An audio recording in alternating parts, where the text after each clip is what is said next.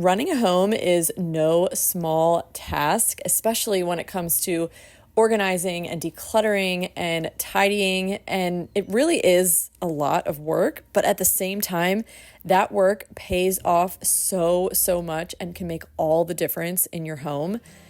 A couple months ago, we had a major issue with our well that had to get fixed, and we have well water. So that means we were without running water for like 3 days, I think it was. And you guys, I could not believe, this is footage from the mess that accumulated. I could not believe how much this mess and dirtiness and just massive clutter that we've never experienced. It was like a whole new level. I could not believe how much it impacted my mental health and my mood. It was a very eye-opening experience. And while it was not fun to go through, I'm actually kind of grateful for it because it really kind of, like I said, opened my eyes to how important it is to deal with the mess, really, that's in your house. Now, we're not like super messy people. We're also not super tidy people. I feel like we're like somewhere in between. And there are definitely certain things in my house that need more attention.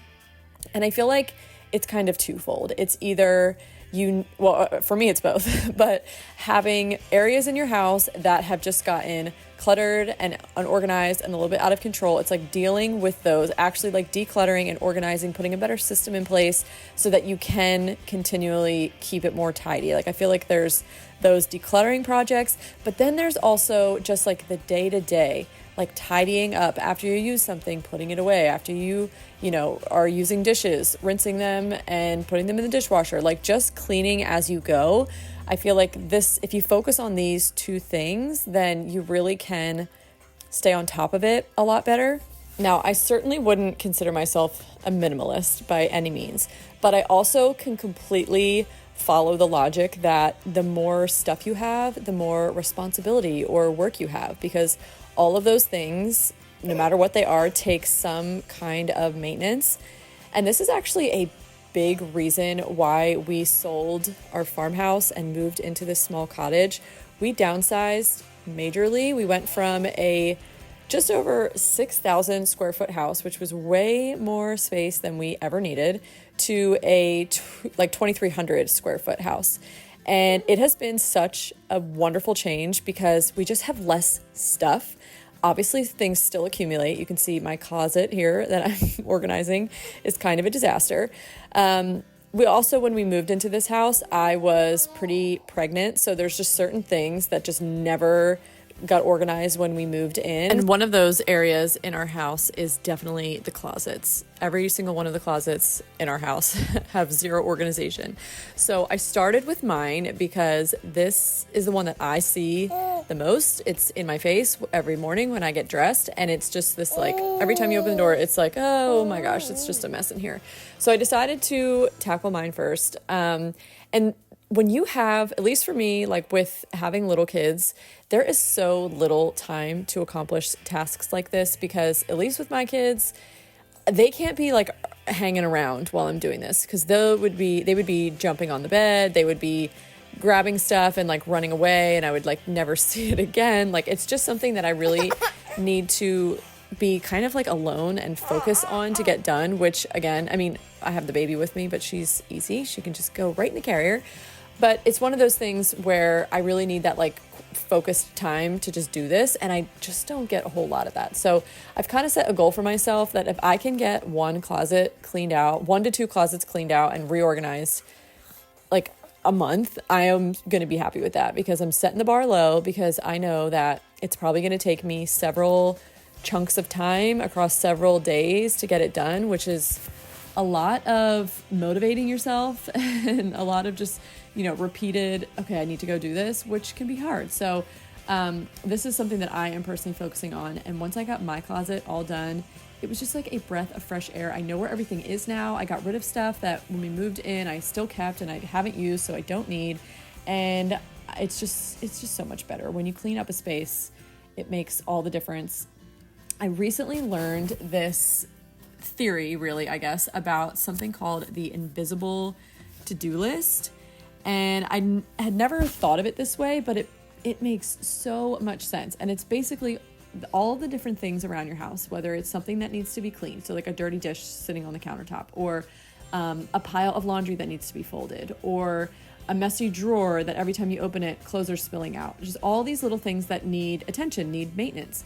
They are calling out to you saying, clean me, or organize me, or fix me, or, finally hang me on the wall, this piece of art you've had for a while. All of these little things are talking to you. So when you move about your house, it's like you have this invisible to-do list, and in a way it almost can feel like this invisible burden where you're always thinking about these things, right? Like when you walk past the pile of towels that haven't been folded and you've been meaning to fold them for like the last 2 days, every time you walk past them you're thinking, I need to fold the towels. So I am trying to lean more into, instead of just walking by the towels, it really won't take me much time to just fold the towels. Or in this case, I am I'm reorganizing baby clothes. My son moved up to the bedroom upstairs, so I'm going to move baby girl, Davy, into what was his room, which is really the nursery. So all of his clothes are getting moved upstairs, and then her clothes are finally going to get out of a plastic bin in my room and go into her drawers. And I've been meaning to do this for probably a month, and every time I'd walk into that room, I would think, I need to do that. And it's just one of those things where if you just do it the first time, when you think about it, when you have like the most motivation to get it done, it's really not that hard, and it ends up taking up so much less brain space, which I know for me is precious real estate. And as I've learned from our little well, no water experiment, it takes up a massive amount of brain space, like more than you could ever even imagine. And the more that you just stay on top of these things and just clean as you go, or take care of it right away and just get it done, it just makes life a lot easier. Because here's the thing, and this is what I've really come to realize recently, and it's really not anything profound, but it's hard either way. Whether you put off, changing over the baby's clothes, like that's a hard task that you don't want to do. But it's also hard to have the plastic bin in your room that you stare at every day and you wish wasn't there. It's, hard to stay on top of laundry. It takes a lot of discipline. It's also hard when the laundry backs up and it becomes overwhelming.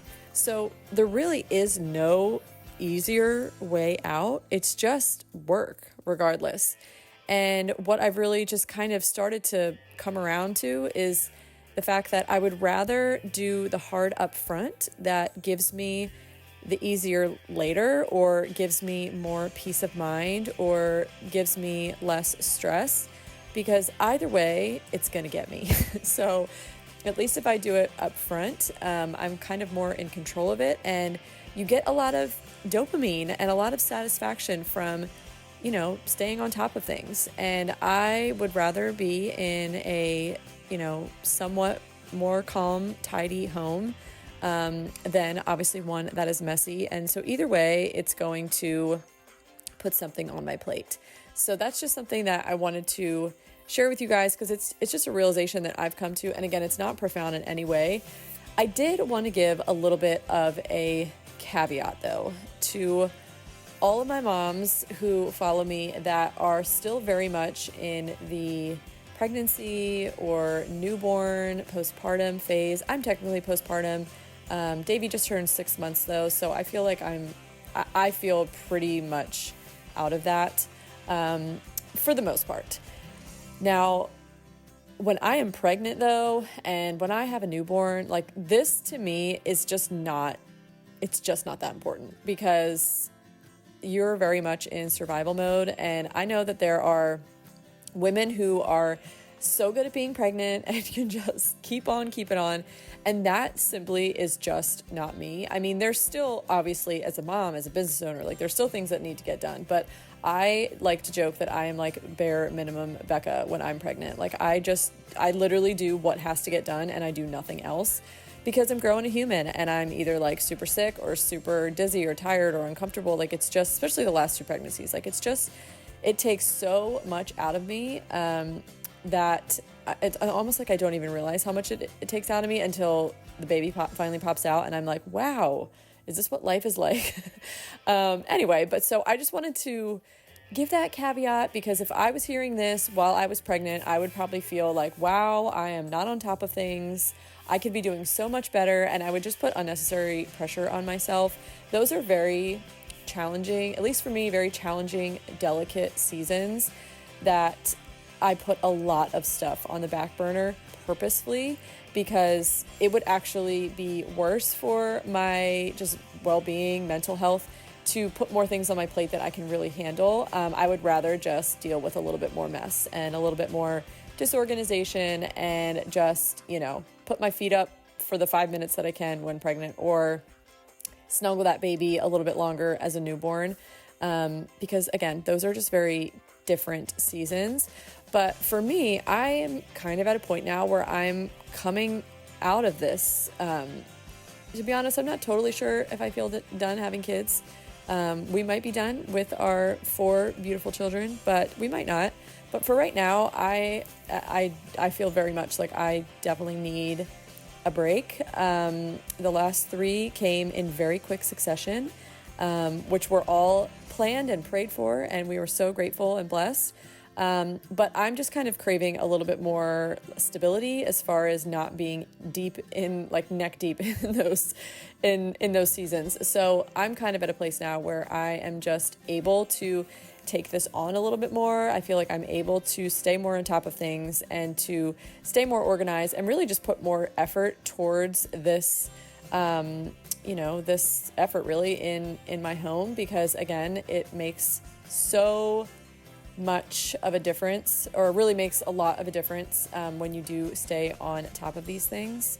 And if there's one thing I've learned from being a mom, it is that mom's mood, mom's vibe, it really rubs off on the rest of the family. So if it takes a little bit more work on my part to stay organized, a little bit more discipline, a little bit more energy to do these things, but if it helps me to be more carefree and calm and ready just to kind of roll with whatever, is thrown at me, then that is so worth it to me.